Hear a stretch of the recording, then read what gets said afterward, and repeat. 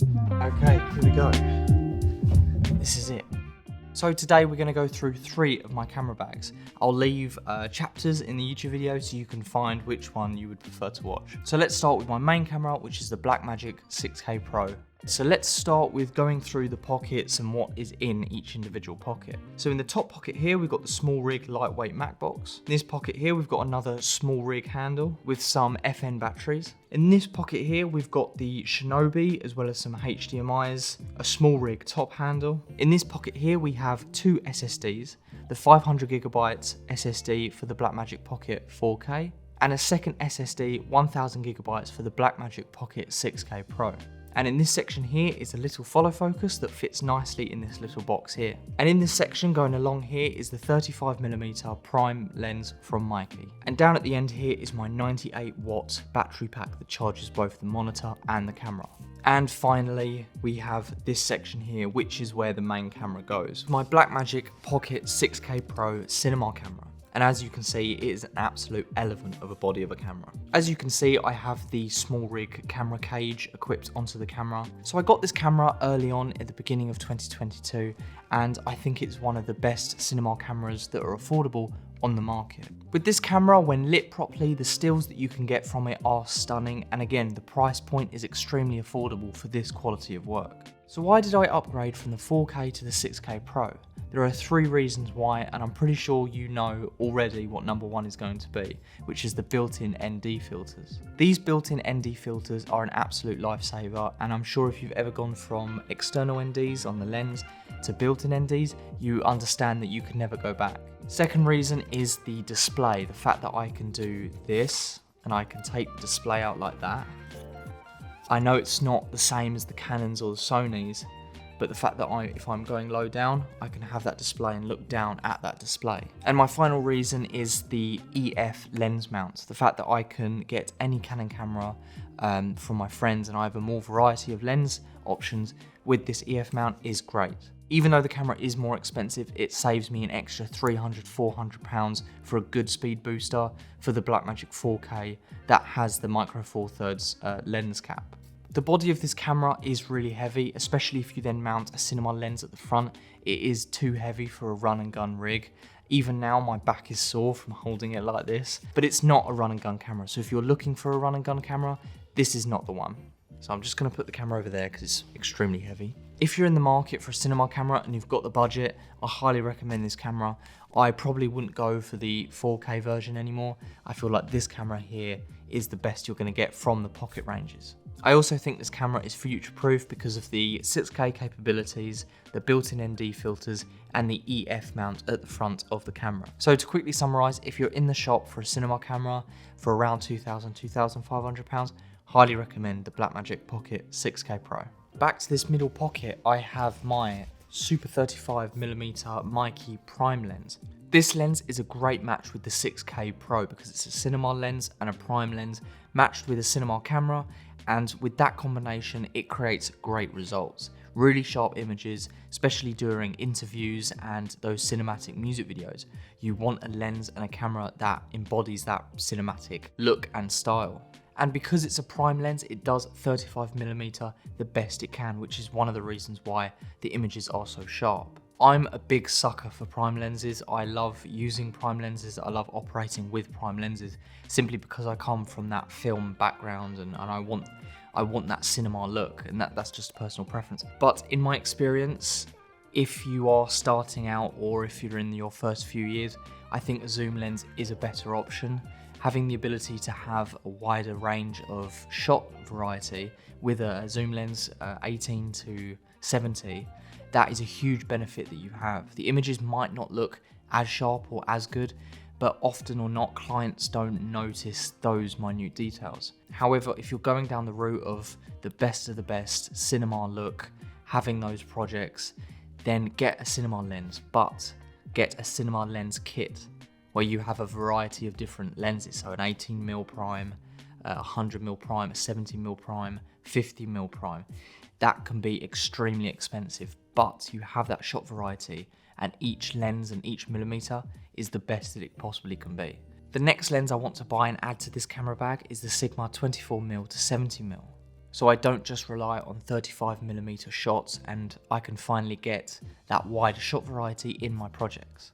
Anyway, to sum up, great lens. I think it works perfectly with the Blackmagic for those prime 35mm shots, especially during interviews and shots like this and shots like this.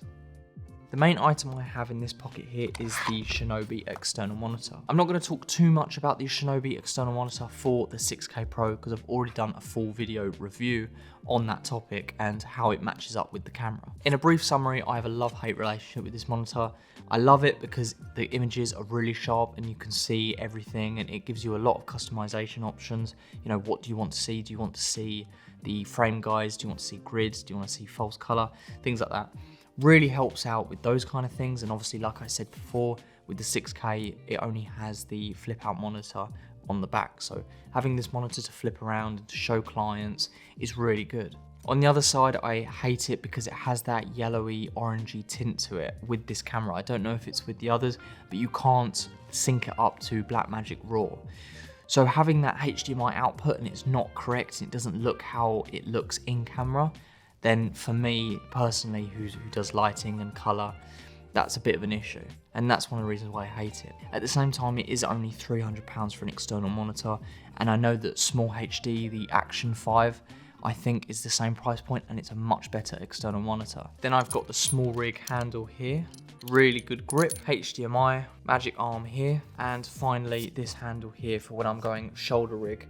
And in this slot here, you can see this nice little box that fits in perfectly right in the middle, which is the Follow Focus Mini from Tilta. It's a nice little manual focus for when you're going handheld, and it just makes it easier. The ability to go, forward and backwards on the focus instead of the normal way of focusing a lens is really helpful. And at the end here, we have the matte box. This is SmallRig's lightweight matte box for the front of the camera. This thing is extremely light. It weighs absolutely nothing, but it only has one filter, only one. But for camera operators that want a variety of different filters for these different effects, especially for music videos, this is going to be a problem. And that's pretty much it for the bulk items in my main camera bag. We do have little things like the SSD card holder, SmallRig's Allen keys set. This thing, I don't know what to call it, but it goes on the front of the camera and it holds the lens up if you've got a long lens. I've gone through all the bulk items, so let's move on to my second camera bag, the 4K. So this here is my second camera bag for the Pocket 4K, which I'm filming on currently.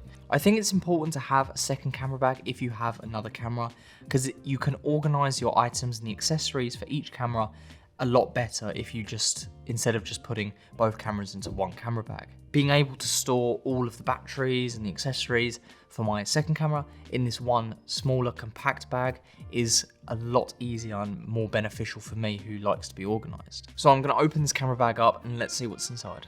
So as you can see straight away, there's a lot less in this camera bag and it's much smaller than my main camera bag, which I think is a good thing because there's no point having two massive camera bags, an extra thing that you need to carry. This way that this camera bag is nice and compact, that fits nicely with the camera. Now normally the Pocket 4K would fit in this section here, but we're currently using it to film like I said. Now in the middle here would be my Samyang 35mm prime lens, which I've spoken about in my previous What's in My Camera Bag video. And in this pocket here is the Samyang 24mm. Now this lens is an okay lens, but it's not great. I have got some really nice shots from this lens, but in terms of having that cinematic look and that sharpness, it's not really there. It's not the bestest of lens. In this section at the end here is my 100mm lens. And again, this lens I spoke about more in my previous What's in My Camera Bag video, because these lenses were my main three lenses that I used all the time. Again, having that shot variety and that camera variety has helped me out massively. The fact that I can flip between camera 1 or camera 2, or I can analyse the situation, I can analyse the client, and I can see what camera is better for what job, and what lenses would I need. Now in this top section here, I just have loads of loose miscellaneous items for the Pocket 4K. So firstly, I have this monitor here, which I'm currently using to see myself for this video, making sure everything is recording and filming okay. This is the Andycine 4K, which I use for the Pocket 4K camera. And again, I spoke about this monitor in my previous What's in My Camera Bag video, but in summary, this display in this external monitor is not great. And the Shinobi is a huge improvement than this monitor. The HDMI output is very flat and there's absolutely no contrast, which is again really hard for when you're trying to light a scene and use cinematography. And of course, HDMI to go with it, which again goes in this top pocket here. So alongside the monitor in this top bit is also the handle for the Pocket 4K and the base plate for the Pocket 4K. Now I know this seems like a very, very minimal rig, but that's sort of the point. I want it to be very minimal so that I can have that extra second camera for behind the scenes, for that second camera to cut to during interviews. And for me, having a second camera really, really works and helps me out. I practice photography as a hobby, so I didn't necessarily need a camera bag that looked professional, which is why I went for this vintage style canvas bag.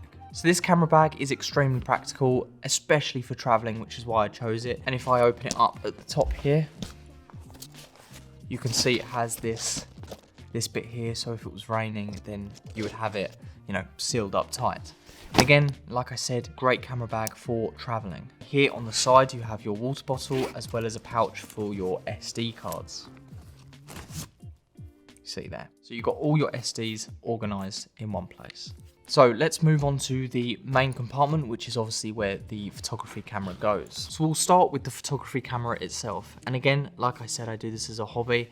So I love having this vintage style Nikon Zfc. Now, in my opinion, this camera is not a professional camera. If you're looking to do photography and get paid for it, this camera is not the one for you. It is relatively cheap and affordable, so if you're looking to do it as a hobby or to practice photography as a beginner, I really do recommend this camera. It is good fun and it does look really cool. Really simple lens that goes with this Nikon Zfc.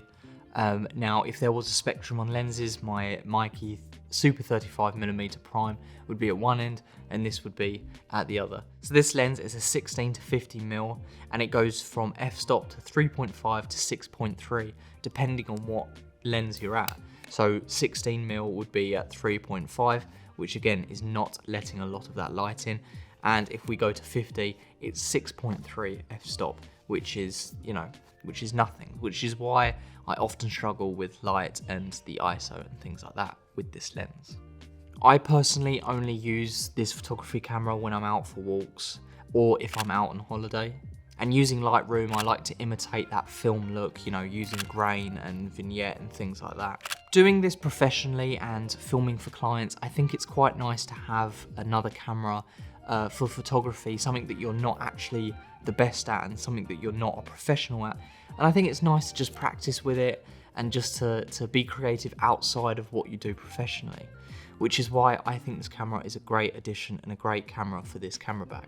That's everything for this video. Thank you so much for watching. And if you do have a comment or a question, please feel free to comment down below, because in the last video we got a few discussions going and some comments which were really good to see, which is exactly why I started this channel. If you do want to buy any of the items that I have listed today, I will try and link as much as I can in the description below, which you can click on and buy. Hopefully the channel, myself and you will continue to grow in 2023. But until then, I will see you in the next video.